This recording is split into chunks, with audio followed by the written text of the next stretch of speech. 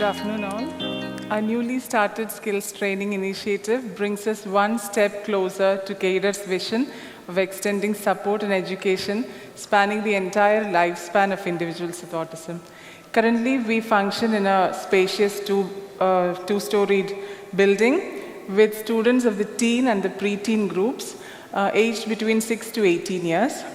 The entire focus here is on helping them build skills that would foster confidence in them and help them lead a more meaningful and respectful adulthood.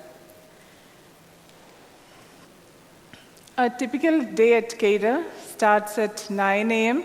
and ends at 3 p.m. The staff come in half an hour early and we stay back till 4:30 p.m. We have assembly, yoga, sensory circuit, sensory break, and brain gym exercises as part of the daily timetable. The three main focus areas for the teen group are skills training. We have 2 half-an-hour sessions every day, independent living skills and functional academics. We have half-an-hour sessions each every day. Apart from that, we have physical activity, leisure skills, music therapy and percussion, social skills, movement breaks with music, art and ICT. A couple of these are new additions to the previous year's timetable, but we have followed the previous year's pattern of one academic session being followed by a non-academic session, keeping in mind the students' need for a sensory diet. We had 3 skill development sessions for the previous year's teen batch, 3 sessions per week. And from those sessions, we learned how to look for individual strengths in the students, like their visual memory or sequential memory, and also how to look at typical autistic traits in them, like repetitive behavior, and that can be steered in the right direction towards better productivity. Deciding on the various skills training units also went through a process of research and shortlisting. We felt that the product had to carry some level of novelty, had to have a value in the market, and the process had to be something that an autistic individual can be trained to do independently.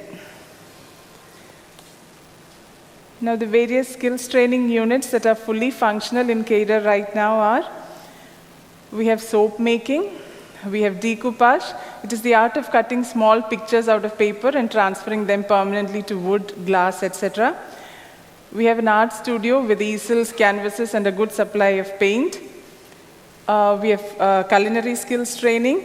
Here I would like to add that the functional academics curriculum goes hand in hand with the skills training sessions. For instance, the functional academics classroom session related to cooking skills would include topics like how to look for spoilage in food, what kind of food goes in the refrigerator, what goes in the freezer, what can be stored in the shelf, etc. Now, coming back to the units, we also have pottery and activities of daily living. We have a full-fledged dedicated aerial room for teaching our students self-grooming and housekeeping skills.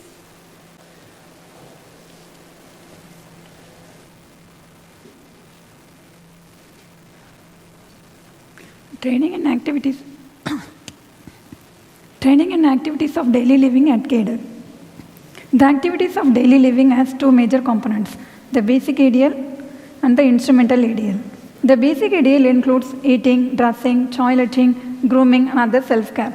And the instrumental ADL includes cooking, cleaning and home maintenance, shopping, planning for the shopping needs, transportation, and health and safety. Usually, the basic ADLs are considered as fundamentals of life, but the instrumental ADLs improve the children's active participation in the home and also in the school. And it makes the children active member of the community, and also it improves the children's health and quality of their life. This is supported in some studies in which they improve the active home participation of the children with ASD by improving their instrumental ADL skills. These are the tasks we have selected at CADRRE to improve our students' instrumental ADL skills: cooking, cleaning and home maintenance, money concept, money management, shopping for the planning for the shopping needs, shopping, transportation, and health and safety. All these tasks we are dividing into subcomponents for our training purpose. For example, the cleaning and home maintenance is divided into subcomponents like cleaning the floor, cleaning the dishes, folding the clothes, arranging the shelves, and bed making. And we are using the 5-point rating scale to measure the students' performance.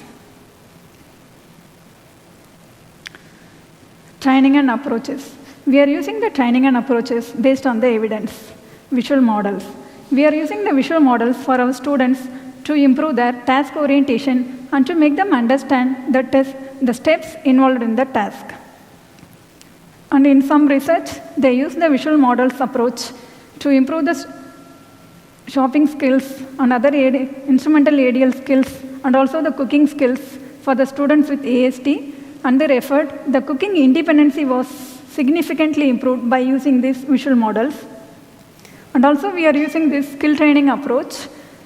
We are using this skill training approach usually in our ADL room and in the kitchen, also in the classroom setup and in the community-based setup. The skill training approach, especially the community-based skill training approach and the classroom-based skill training approach were used in some research, and in that research, the shopping skills were significantly improved by using the community-based skill training approach. Also, we are using the cognitive-oriented occupational performance approach, and this approach we are using for our students to improve their task orientation and also to improve the cognitive orientation of the task, especially the performance of the task. And this approach is used in some research by using to improve their health management skills and also the other instrumental ADL skills. And in that research, they referred that the health management skills were significantly improved by using this cognitive-oriented occupational performance approach. Also, we are using these chaining techniques like forward chaining, backward chaining, and chaining the old task method. And also, we are using this sensory integration approach for our students when the sensory issues are interfering with the ADL skills.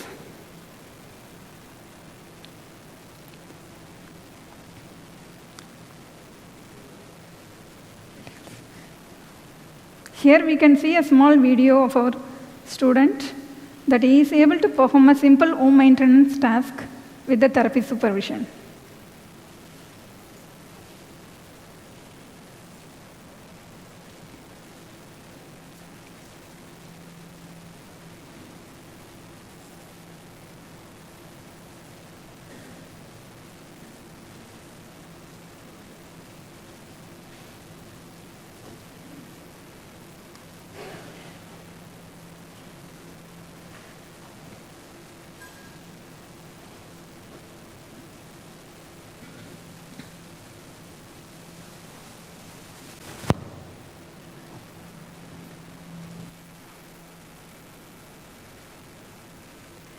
Apart from the units that are currently functioning at the Skill Center, we also plan to introduce woodwork, block printing, screen printing, and handmade paper in the next few months. As for the strategies that we implement here, we follow a structured pattern to facilitate the training. This helps to reduce the anxiety of our students and also promotes a predictable environment for them. Initially, the students get an opportunity to try their hands at all the units. This is a bridge course which could take from 6 months to 1 year. And after which, a review panel will assess the students' progress and evaluate the possible interventions for them. Each skill is divided into different phases of training. In the first phase, we teach the students basic techniques that they would require to acquire that particular skill. And then once they are able to achieve that successfully, we move on to the second phase and so on. Until gradually transitioning through different phases, they reach a final phase where they have acquired all the skills that they require to work in that particular unit. For example, in the pottery unit, in the first phase, we teach them how basic techniques like making balls out of clay, rolling out a base, and cutting shapes out of the base, and so on. Once they are able to do this successfully, they move on to the second phase, where they attach coils onto the base and make coil pots, use some hand tools and so on. Gradually, they would have to transition through several phases to reach the final phase, where they are able to make items on the potter's wheel and operate a kiln to glaze the items. While moving through the initial phase, we have been able to assess the current skills of our students, and thus we tend to focus on building the missing skills in them. Here, we would now like to share a video of one of our students. She has a tactile hypersensitivity, and initially it was very difficult for her to work with clay. But giving her time and going through several sessions on working on her hypersensitivity, she is now developed an interest towards that skill, and also she is able to transition through the first phase with minimum assistance from her teachers. So we did a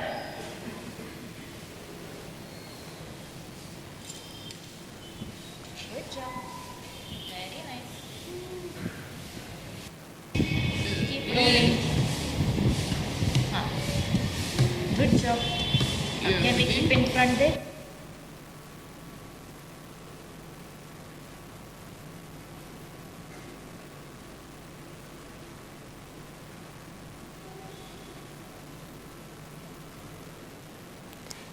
These are some photographs from the other units. This is the soap making unit, and this is the process that we follow there.